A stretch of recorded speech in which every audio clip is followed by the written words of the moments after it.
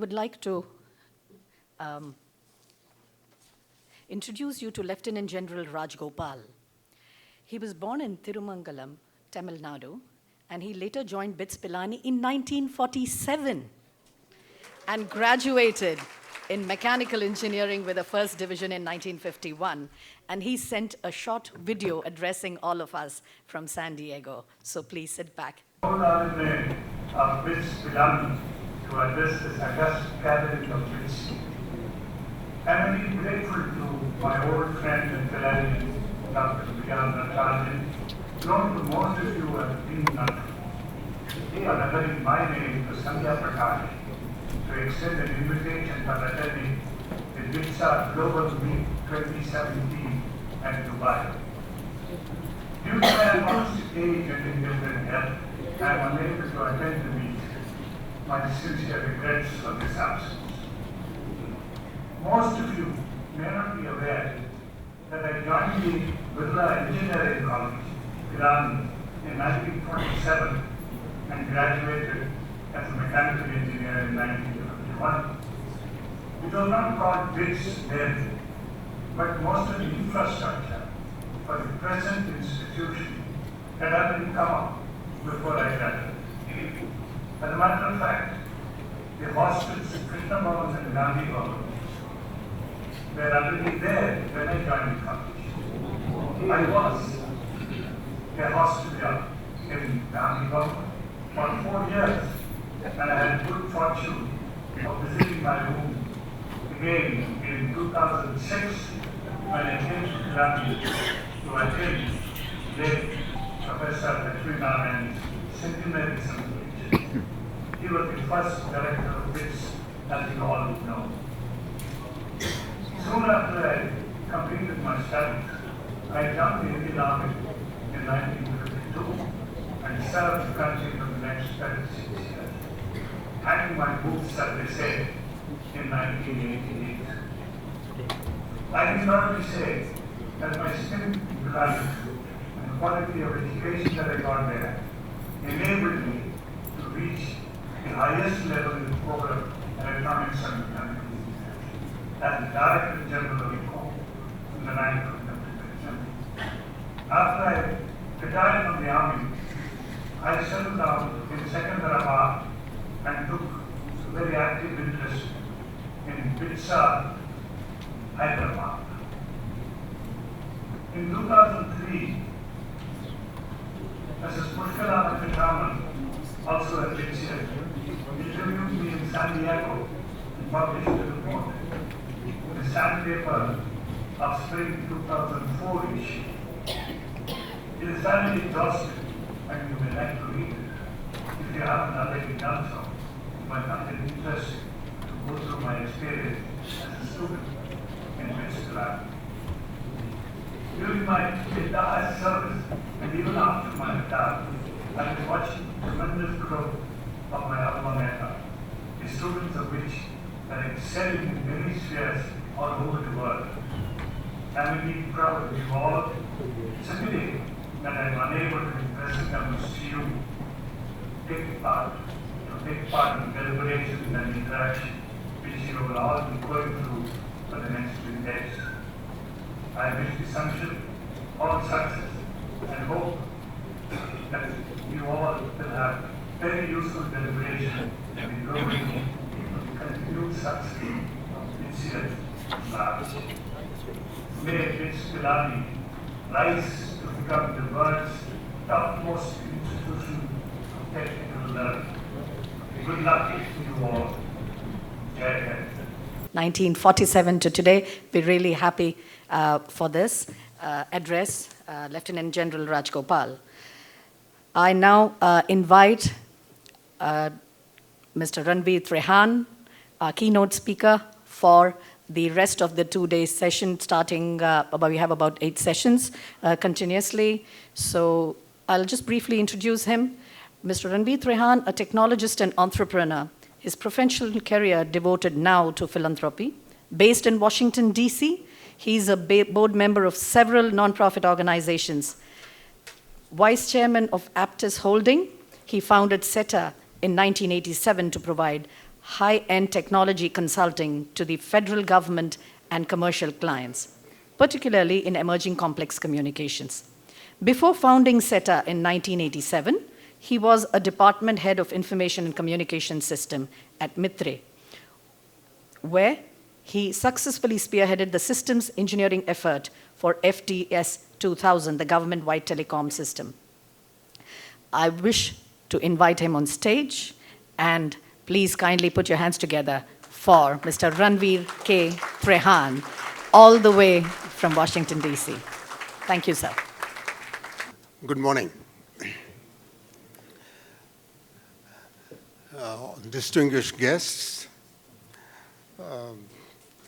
presenters, and dedicated members of the organizing committee, famous BITSians, and also the not so yet famous BITSians, ladies and gentlemen. What a good morning, and what terrific speeches here to wake you up. So you had a lot of intellectual stimulation already, so I'll make this simple for you. It'll be easy, and we'll talk about Pilani. First of all, how many of you have been to Dubai before? How many for the first time? Okay, so fair large number. Isn't this a wonderful place? This is my first time, and I think this is an exciting place to be. And I'm so glad the session is here. Let me bring back some old memories to you now. Are you, some of you, remembering the days when you went to the Saraswati temple to pray to God to succeed in the examinations? You do. Or reliving the rendezvous in the bushes of Shiv Ganga? Or did I go over the line? Ready to meet old friends today? Or old flames? I don't know which, or both. Anyway, you folks from Goa, Hyderabad, and Dubai, you have to tell me your favorite secret spots also, so I can add it for the next time. At the very outset, I want to pay tribute to Sri G.D. Birla for his vision and dedication for making Pilani the oasis of top quality education in the arts, commerce, education, science, and engineering. As you all know, he was a leading philanthropist, industrialist, and a freedom fighter. We also owe the Birla family and the Trust our great thanks for expanding us to 4 campuses, Dubai, Goa, and Hyderabad. And now with the 2020 vision, we see emphasis on research and innovation. All this thrills us all, BITSians. Permit me to share my vision for the alma mater, and especially since I see the Vice Chancellor and the directors, this is as much also addressing them as us. We should be the leading private research institution in northern India, and we should aspire to be compared to the Indian Institute of Science in Bangalore. BITS Pilani should offer doctoral education. That is the next step. We should continue to nimbly adapt to the rapid changes in both content and delivery of high-tech education. And if necessary, we should collaborate with a renowned school to accelerate the progress as much as we did in 1964 with MIT.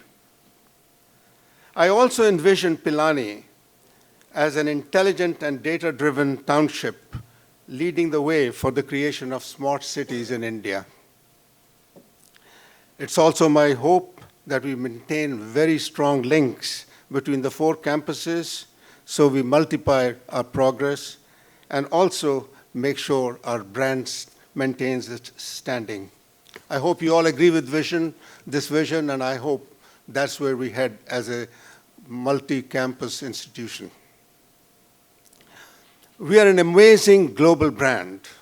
As for me, I'm a member of the world's largest alumni group at the University of Michigan, over 500,000 strong worldwide. And then I'm also a member of the world's most passionate BITSAA.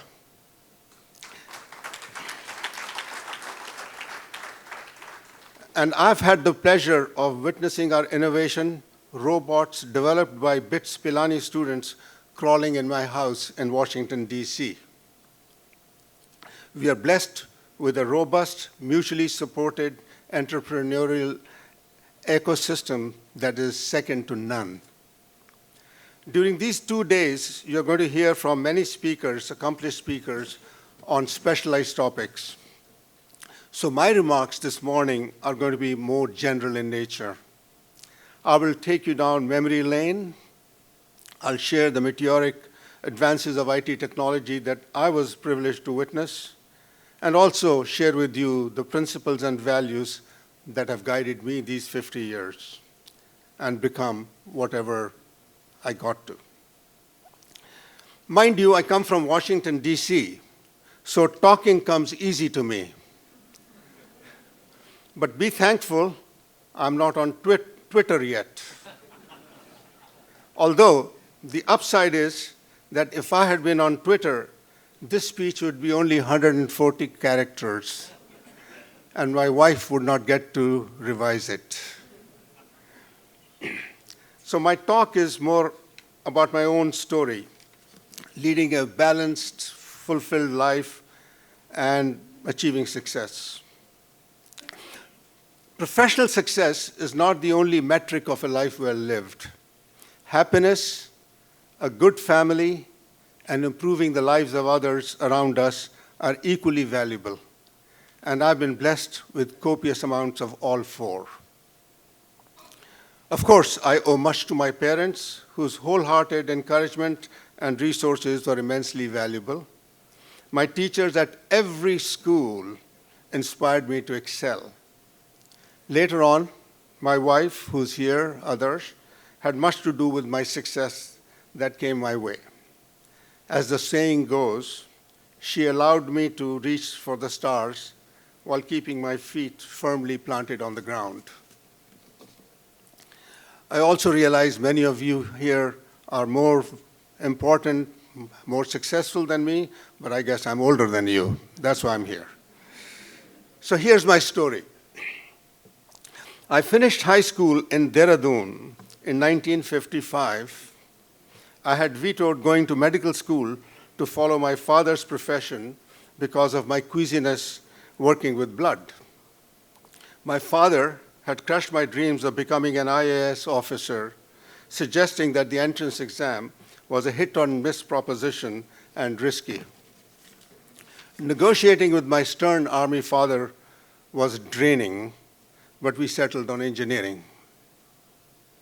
So one early morning in July 1955, when I was 15 years old, I boarded a US government roadways bus alone from Dehradun to Delhi.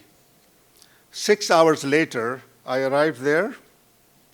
I spent 8 hours at the railway station until I boarded the Bikaner Express at 10 p.m. I knew I had to stay awake to disembark in Lahore at 2:30, which I did successfully, thank God. Along with other students, none of whom I knew, I waited for 3 hours for the Pilani bus that took us to Vyas Bhavan. I arrived in Pilani a full 24 hours after leaving Dehradun. In my mind, I thanked God I did not have to ride a camel to complete the journey. Such trips build character. I realize that it's a lot less arduous and adventurous to travel to Pilani now, but back then there was no internet site or Wikipedia page to review prior to making the trip. We went in cold turkey, took the gamble purely by word of mouth that this was the place to be to get excellent education. The wooden takht that goes for a bed, the cold water showers year-round, the eggless breakfast in Pilani also help strengthen our character. I got my intermediate science degree in 1957 and joined the Birla Engineering College for a 4-year degree. As now and as then, Pilani was considered a top school. Life in Pilani was Spartan and conducive to doing hard work. There were no distractions, no movie theaters, no malls, and most sorely missed, no co-eds. There were only 2 dosa places in Connaught Place. 2 facts stand out for me. Our hazing of the freshman class compared well with the US Marine Corps recruits, and our basketball team beat the Indian national team in a friendly match. In class, the competition was stiff. Of the total of 120 in our class, 90 already had completed a BSc. So the 30 of us with ISCs were at a clear disadvantage. The exams were tough from the University of Rajasthan, and the failure rate was about 20%. Grade inflation to mollycoddle new students was a term that was alien to the professors.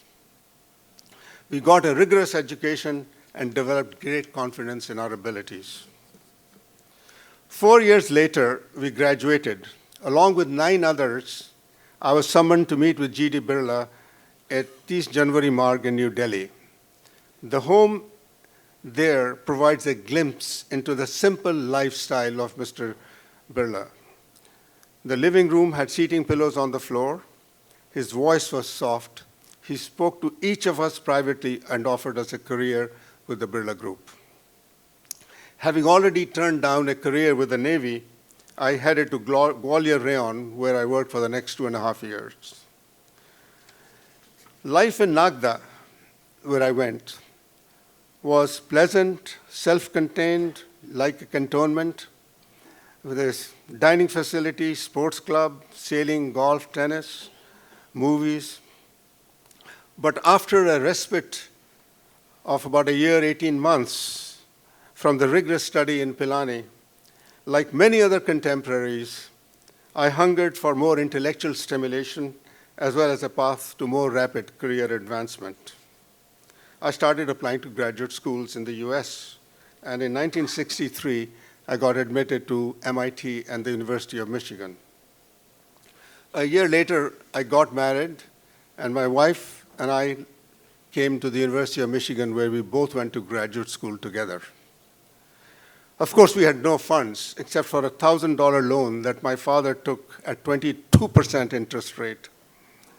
But my Pilani experience greatly aided me in taking this financial and academic risk in a far-off distant land with a non-existent safety net.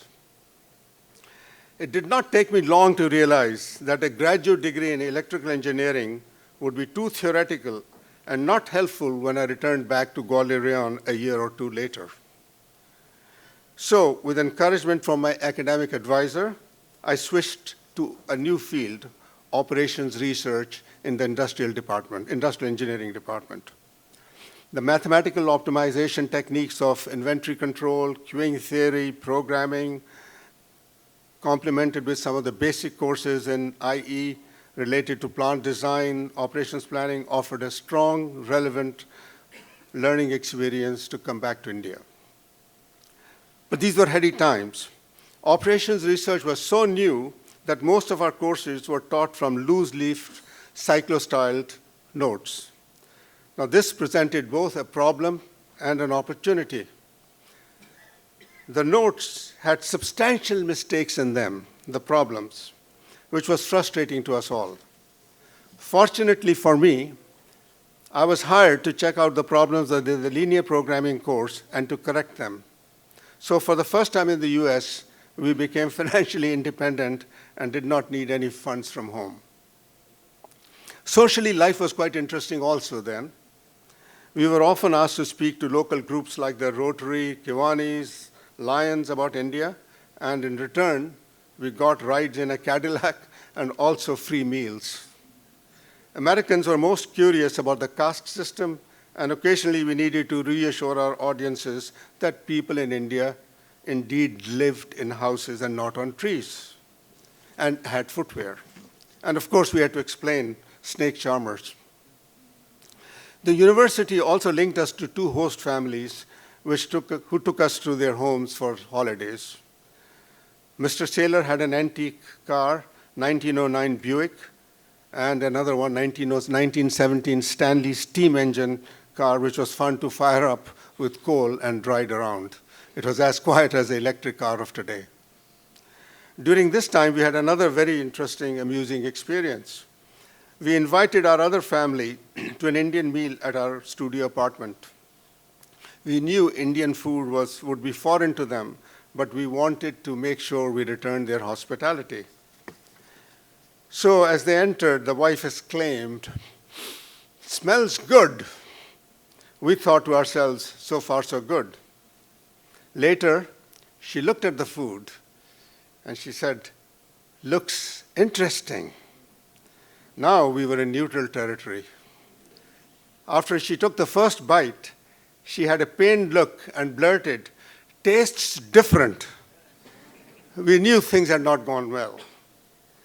So as the dinner ended, our guest asked their son to thank us. And he said, "Oh, I would rather eat my hamburger at McDonald's."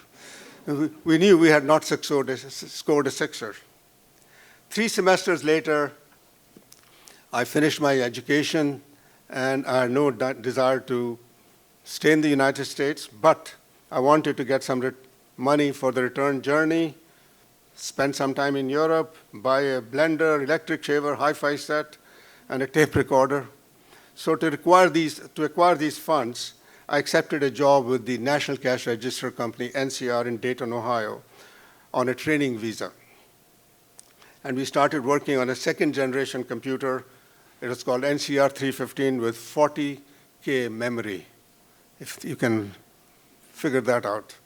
We coded in machine language and assembler, and pretty soon we wanted to simulate the whole system of the future that we were working on. So I learned SimScript, which was a higher-order simulation language, and we found errors and bugs in the compiler itself, which often led to all-nighters. We also did not understand that hardware costs were going to be a small part of the costs going future. We were thinking they were going to be 90% of the total cost. Turned out, as we checked around, it was a 50-50 proposition at that time, and now, of course, as you know, it's 90-10 the other way around. So there was a lot of learning to do and a lot of blind leading the blind, but it was fun, and it paid the bills. It was during this time that the United States passed the Immigration and Nationality Act, which allowed non-Europeans also immigration at the same footing as Europeans to the United States. The company took immediate advantage of it and applied for green cards for us. And this was unexpected, but welcome because it offered us flexibility in deciding our future. After 3 years with NCR, we wanted to move to a more cosmopolitan city, so I took a job with MITRE, a nonprofit corporation spun out of MIT and located near Washington, D.C. In life, one thing leads to another. Because of my experience with network systems at NCR, I was assigned to work on a brand new technology, packet switching, for the Department of Defense ARPANET. This, as you know, was a forerunner of the internet. After working 5 years on this project in 1975, I wrote a paper for the European Computing Conference in which I opined that this technology was great for research and development, but would never be commercially feasible. And probably missed the subsequent use of this technology to buy somebody's used shoes on eBay, shared photos of your kids on Facebook, receive poor jokes on WhatsApp, or even win a presidential election via Twitter. I had ignored Moore's law on doubling speeds every 2 years, which has been true for the last 50 years. Of course, I was not alone in such a pronouncement. Many distinguished, learned people had said as much. Remember, we were working with line speeds of 9,600 bits per second, and we needed huge kludgy front ends to make these network systems work in the most rudimentary way. So having kissed off the forerunner of the internet as a professional career, I moved on to work on renewable energy in the US and around the world, a priority for the new president, Jimmy Carter. This is exciting because it offered real opportunity for adoption around the world. But then, as President Reagan took office and reversed priorities, I returned to work on IT modernization projects for a variety of customers. After 18 years with MITRE, I needed change. Risk-taking comes easy to a BITSAAN. In April 1987, I founded CETA. As was and still is common for a person bootstrapping a new business, I struggled as a one-man show for over 2 years before the company gradually took off. Together, we built a reputable network consulting company with 15 offices spanning 3 continents. We had clients as diverse as the Department of Defense and Martha Stewart. I'm deeply indebted to our country of adoption for our success. Hard work pays off immensely in the US, and there is substantial financial and social mobility. We've had the privilege of knowing some of the leaders of industry and academia, and we've felt very welcome everywhere. America is truly an open society where merit counts. And of course, I love the soil and the soul of my native country, India. In 2005, I turned 65. I decided to move on. I essentially became a 4G person. Now, you may wonder what that is. It is not about wireless mobile telecommunications with 3D TV. It stands for grandchildren, golf, giving, and a bit of God. So this transition has been successful for me. And as you can see, my professional career has taken me through a labyrinthine, though pleasant and rewarding walk through life.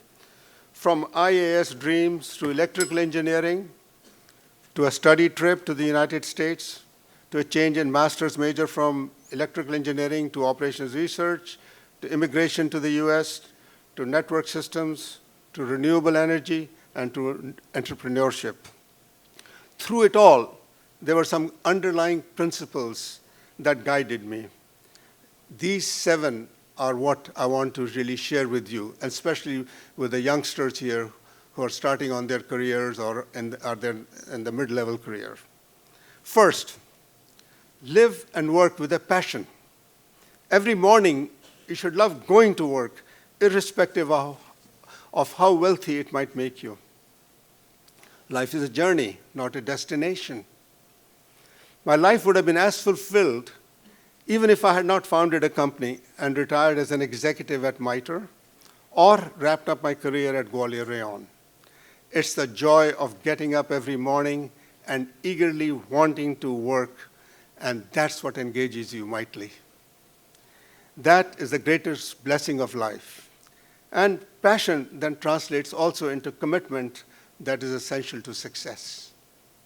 2, risk change and learn continually. If the passion from your work is waning, try change. Try to do something else or go somewhere else. We do not change often enough. You always learn when you change and become better. Learning should be lifelong, as we are always unfinished products. Think of learning in a broad sense. There is classroom learning, but later on, there's opportunity to learn digitally through MOOCs, through social engagement, and by observation and from mentors. In my own case, I worked on 7 different projects at MITRE during a span of 18 years. And I kept moving to the next project as I didn't learn enough. More important of all, live by the values that you grew up with: hard work, resilience, honesty, integrity, humility, compassion. These are important. And there's always room for contemplation, meditation, and belief in karma. Stay tight with the family. Raising a family and watch your children grow and flourish is the experience of a lifetime. Later, hopefully, grandchildren come. My greatest joy is becoming the tennis and golf teacher of my grandchildren. Have a close circle of friends and develop broad interests. you can laugh the loudest with your friends. It's also healthy to have broad interests, and they can be sports or otherwise. Consider striking, number 6, consider striking on your own.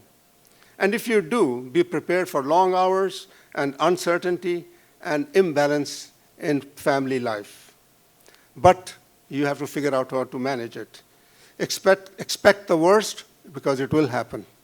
Expect to work on multiple roles, because it will be necessary. As a leader, be fearless and unselfish. And most of all, set the example you want others to follow. No exhortation is more effective.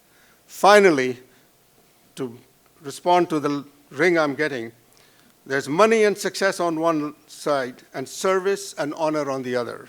If not all along, after you do well, you should do good also. By all means, chase success and money, but once you attain them, honor comes from giving of yourself, time, talent, and treasure. You can engage in public service or help communities locally or globally. The choices are endless.